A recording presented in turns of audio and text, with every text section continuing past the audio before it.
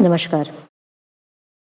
अपने ज़माने के मशहूर ऑर्गन वादक मेरे पूज्य पिताजी श्री बबनराव बाबूराव तेरफड़े उर्फ श्री वी स्वामी जंगम, जिनका जन्म पूना में करीबन 80-85 साल पहले गणेश चतुर्थी के दिन हुआ।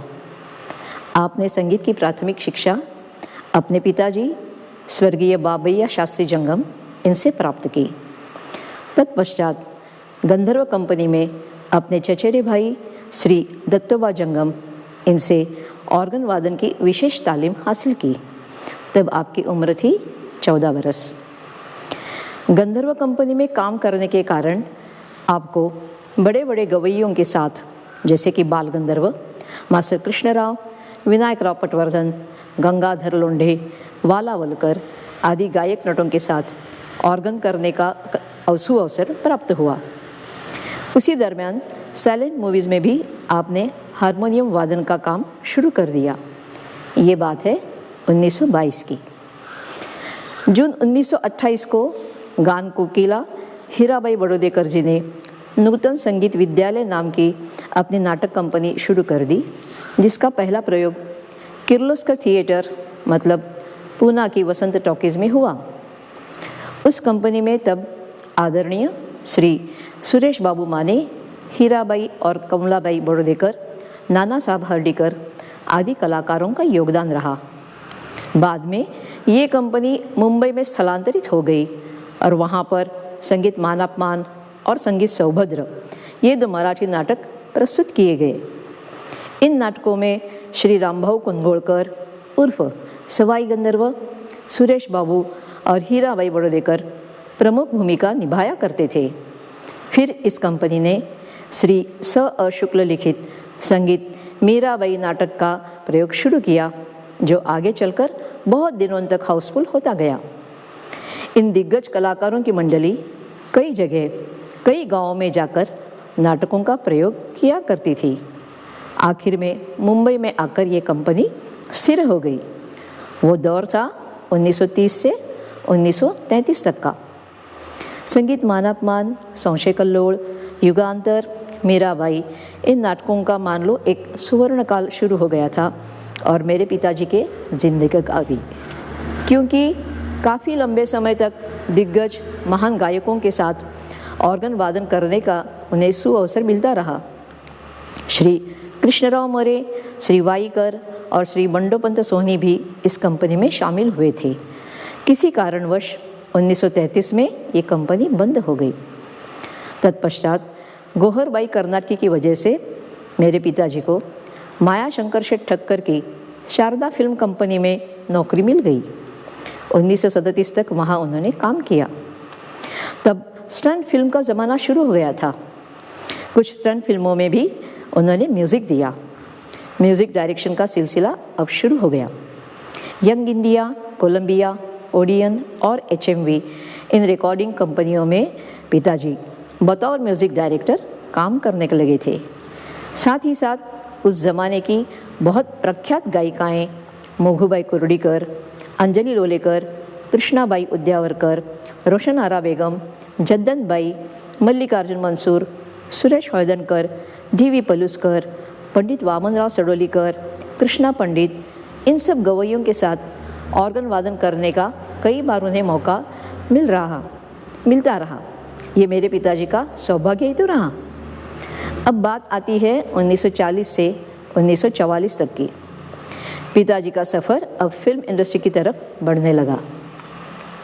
मेरे पिताजी न सिर्फ ऑर्गन बल्कि हारमोनियम, तबला, पियानो और दिलरुबा भी बहुत अच्छा बजाया करते थे, लेकिन उनकी मास्टरी या प्रभुत्व ऑर्गन पर था।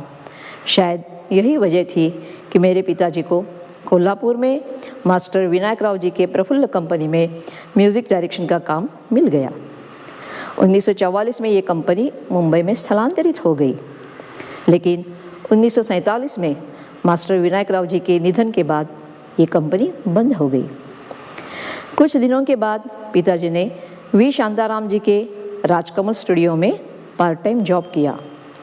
उसी दरमियान यानी कि 1951 से 1953 तक बाल गंधर्व जी के सारे संगीत नाटकों की संगत की। तत्पश्चात श्री खाडिलकर जी के नाट्य संस्था में भी उन्होंने काम किया। 1954 में श्रीमती हीराबाई जी ने फिर से अपनी नाटक कंपनी शुरू की।